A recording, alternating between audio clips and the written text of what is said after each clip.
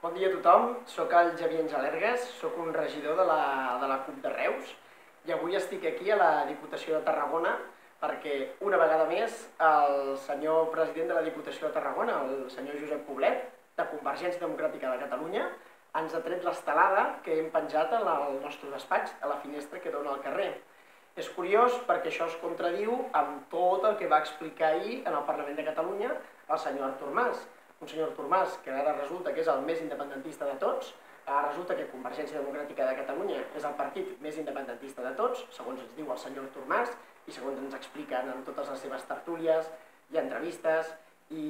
vegades que arriben a sortir als mitjans de comunicació, però la realitat és molt tossuda i ens diu que quan estem aquí a la Diputació de Tarragona, el senyor Josep Poblet, insisteixo, president de la Diputació de Tarragona,